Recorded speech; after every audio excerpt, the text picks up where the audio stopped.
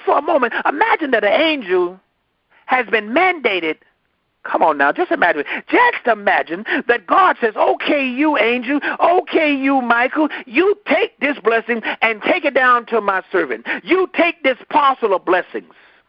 Just imagine for a moment that an angel has been mandated to convey your parcels from heaven to earth. Then the powers of your father's house,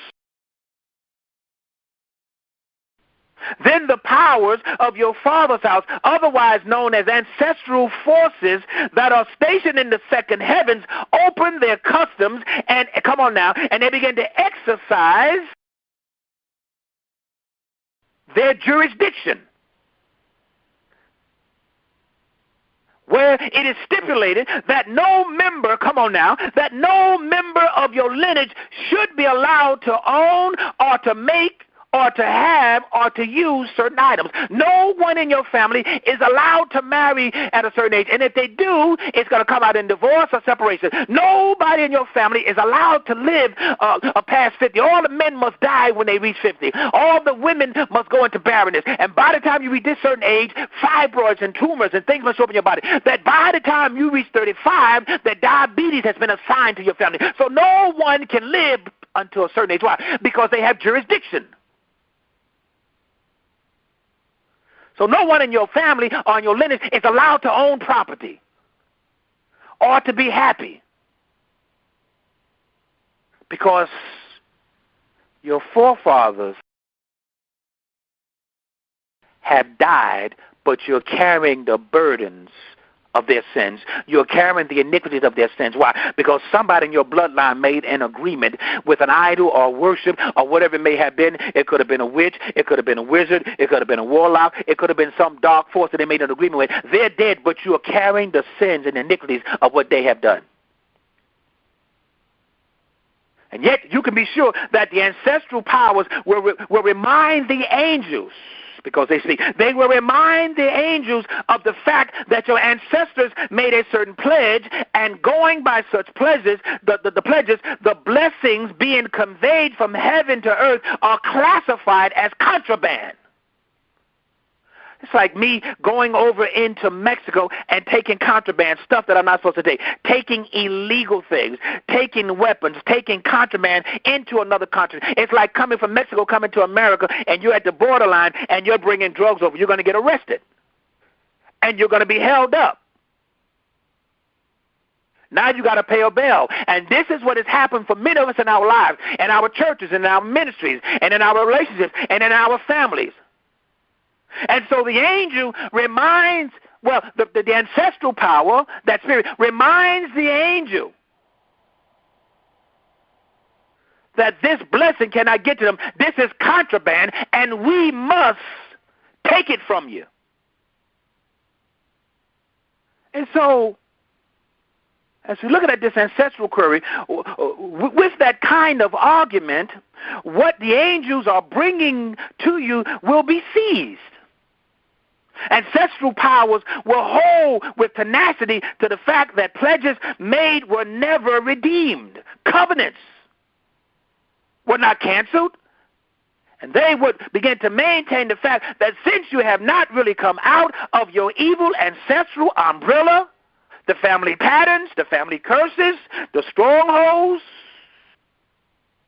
the blessings that you have been prayed for will not be allowed to be moved across the border. It won't allow to be. It's not allowed to move across and brought to you where you are. Why? Because it cannot. Because certain things have not been taken care of. Oh, halalabashan. So let us begin to imagine that even, let's say you on this line, or maybe someone in your bloodline, or maybe your father, has prayed for prosperity, and yet out of ignorance, the same pastor or a relative or a friend or your father is yet to break ancestral yokes of poverty. The angel who is bringing prosperity from heaven will be stopped at the second heaven, and ancestral powers will make their own case, saying, you will not be allowed to prosper. You will not allowed to be successful. You will not be allowed to have a happy marriage. You will not be allowed to have a business. You will not be allowed to own. No, no, no, no. There has been a vow. There has been a contract. There has been a covenant that has been made that you will die at this age, that your sons will go to prison, that your daughters will be barren, that diabetes would show up, that cancer would show up, that heart issues would show up. No, no, no, no, no. So the angel who is bringing you the blessings from heaven will be stopped at the second heaven, because the ancestral powers will make their own case, saying you will not be allowed to deliver prosperity to the person who has prayed, since he belongs, come on now, since he belongs, come on now, since he belongs to a family that is under the yoke of poverty, that is under the yoke of struggle, that is under the yoke of lack and need. And before he was born, his ancestors obtained a power from ancient shrines or idols or worships or covenants and pledges that in return no member of the family would taste prosperity. And so the blessings will not be allowed beyond that point. Why? Because the customs, satanic officers, won't allow it to get to you, because of your forefathers. So let's look now, beloved, at the mystery of the unassigned angel. The mystery of the unassigned angel. Beloved, there are ancestral battles. There are ancestral battles. There are ancestral battles that you must know how to deal with. And you must know how to tear them down. That's why the prayer mantle is so powerful. Now, the Bible declares, and I want to just look at a verse of scripture here. The Bible declares in, I believe, the book of Lamentations, chapter 5, round about verse 7. And I want to just take just a quick look over there. And it reads in Lamentations chapter 5, verses 7 through 17, and begins to talk about that our fathers have sinned and are not, and we have borne their iniquities. Our fathers have sinned, but they're not here anymore. They're dead and they're buried. And we are now here to bear their iniquity. So as a result of their sins, the Bible lets us know, it says here that as a result of their sins, servants now rule over us.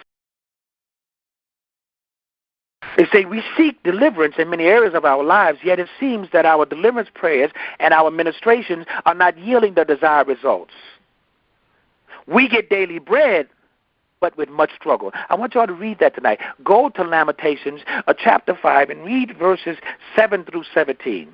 And listen to this cry of a people that is suffering by the acts or the covenants that they made with some principality.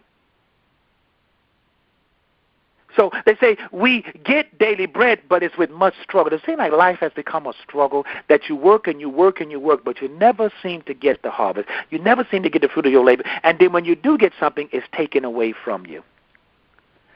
Why? Because your ancestors will only allow you to get but so far. Your ancestral tree, and every tree has roots, it has limbs, it has branches, and it has leaves.